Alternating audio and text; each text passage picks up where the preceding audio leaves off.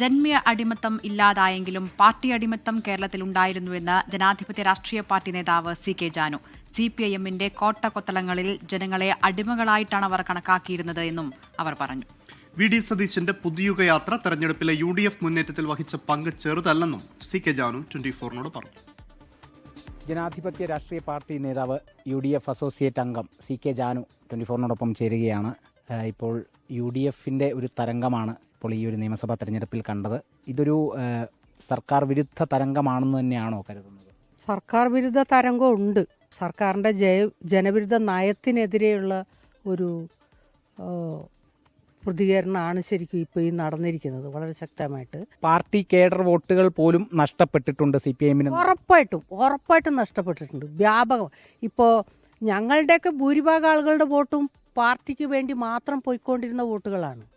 അതൊക്കെ ഇപ്രാവശ്യം വ്യാപകമായ രീതിയിൽ പാർട്ടിയുടെ സ്ഥിരം വോട്ടുകൾ എന്നുള്ള നിലയിൽ നിന്നത് പോലും മാറിയിട്ടുണ്ട്. പിണറായി വിജയൻ ഒറ്റയ്ക്ക് നിന്ന് തീരുമാനമെടുത്തത് കൊണ്ടാണ് ഈ ഭവിഷ്യത്തുകളൊക്കെ ഉണ്ടായതെന്നുള്ളതും കൂടിയാണ് UDF-ഉം പറയുന്നത്. അങ്ങനെ തന്നെയാണ്. ഒരു ഏകാധിപത്യ നയം വല്ലാതെ ഉണ്ട്. അത് പിന്നെ ഈ താഴെത്തട്ടിലുള്ള ജനങ്ങളെയൊന്നും നൂറ്റാണ്ടുകളായിട്ട് അവർ പരിഗണിക്കുന്നില്ലല്ലോ. ഇവരുടെ ഈ പാർട്ടി കോട്ടക്കൊത്തങ്ങളിലൊക്കെ ഈ ആളുകളെ അടിമകളായിട്ടാണ് നിലനിർത്തിയിരുന്നത് എന്നുള്ളതാണ് ഇപ്പോൾ തിരിച്ചറിയുന്നത്.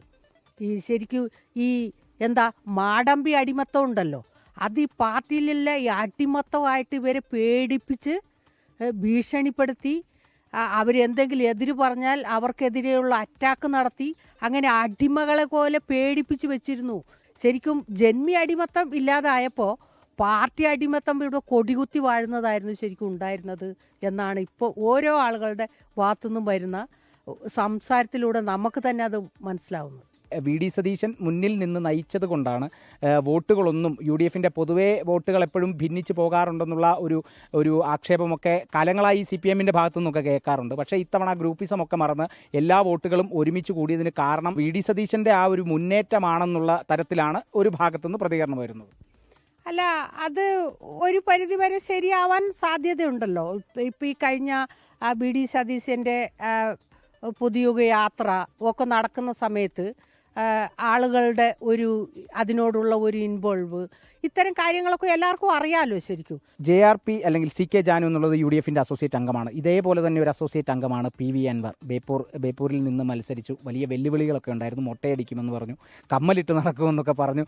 പക്ഷേ പിന്നീട് തോറ്റപ്പോൾ ആ പന്തയം ഏറ്റെടുക്കാത്തതുകൊണ്ട് എന്തായാലും കമ്മലിടേണ്ടി വന്നില്ല, മൊട്ടയടിക്കേണ്ടി വന്നില്ല എന്നൊക്കെ. എങ്ങനെയാണ് ഇതിനോട് പ്രതികരിക്കുന്നത്? അതിലൊരു തമാശയായിട്ട് കണ്ടാൽ മതി എന്നാണ് എൻ്റെ ഒരു അഭിപ്രായം. കാളിദാസൻ ദേവദത്തം, 24 വയനാട്.